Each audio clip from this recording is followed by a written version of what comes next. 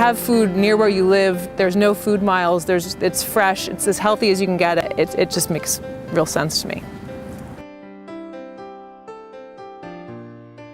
Organic gardening and eating healthy are very important, and what's great about this program is that it encourages that and provides the material support for residents, and it also gets us as volunteers engaged in education and outreach on those subjects. And every garden that's part of Edible Avalon has a different characteristic, and it reflects the people who are involved there and what they want out of the garden. So it's definitely more than just what can be contained in a wooden or cement stone box. I chose Edible Avalon because I sensed immediately that there was something special about this program.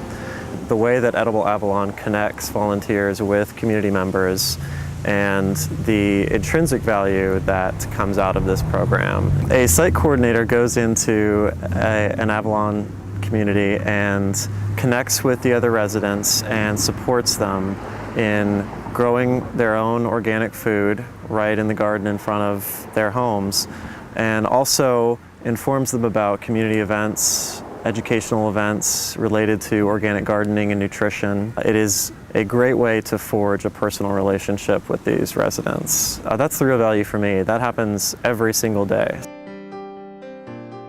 I volunteer at Parkhurst, and it has lots and lots of kids. And my favorite thing, I think, is oftentimes the kids would go back and ask their parents, do you need greens? And they say, yes. And the kids, I want some more, and she wants some more. And then I teach them how to do it, and so then they could do it the next time. So that to me was the community, that it was first the curiosity of teaching them, and then they could snowball it and then have it be something that they could do when I wasn't there.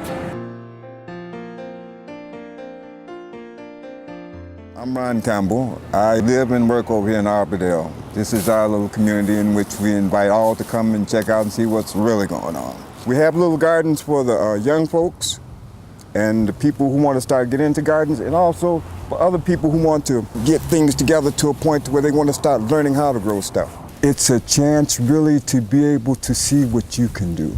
It's a piece of individualism growing inside you that you may not ever discover until you just plant that first seed and say, like, whoa, it grow, you know, something like that. It's exciting. This is what I do, and I love doing it, and I love the people that help me do it, as well as the good Lord for helping me to do it. Aha! Somebody at the YMCA offered to let us use their buses for free.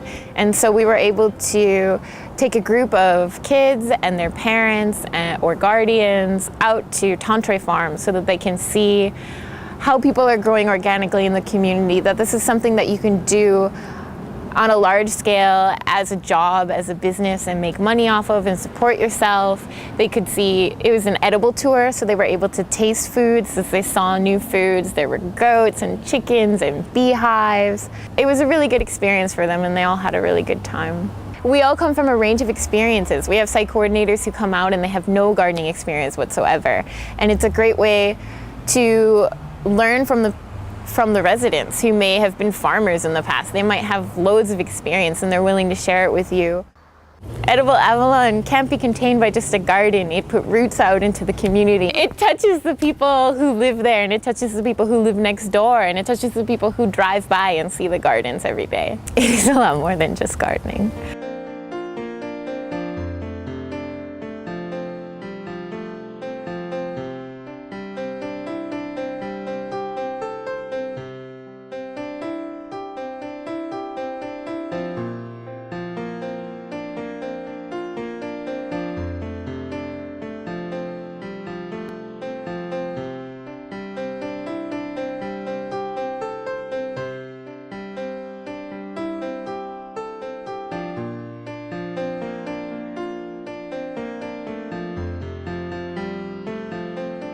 My favorite plant to grow this year has been the sunflowers, and this is just because we started them out as seeds that you might see in a grocery store to eat. We put these in the ground and almost immediately they shot straight up, and now they're over 12 feet tall, and that's really incredible to witness. My least favorite plant actually is the cucumbers. Even though we did get some incredible cucumbers, beautiful, healthy, large cucumbers, they are a very aggressive plant and a very selfish plant that likes to latch on to other plants and rip them apart with its tendrils. So I had a lot of frustrating days disentangling these cucumber plants from other plants.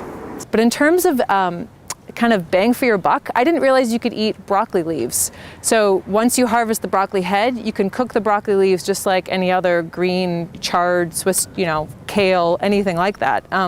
And so that was, I think, a great plant that I hadn't known that before doing this program, and I'm really happy about that.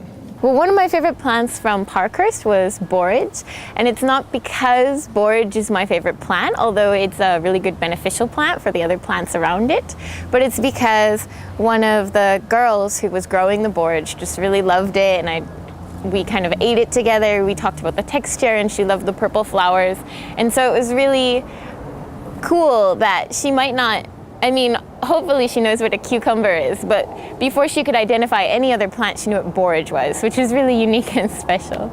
I don't know if everybody likes borage as much as she did. She loved it because of the purple flowers, and they're the shape of a star, so some people call it star flower, and I think she was really attracted to the flowers, but that was a good way to hook her into learning more about the plant and what it does.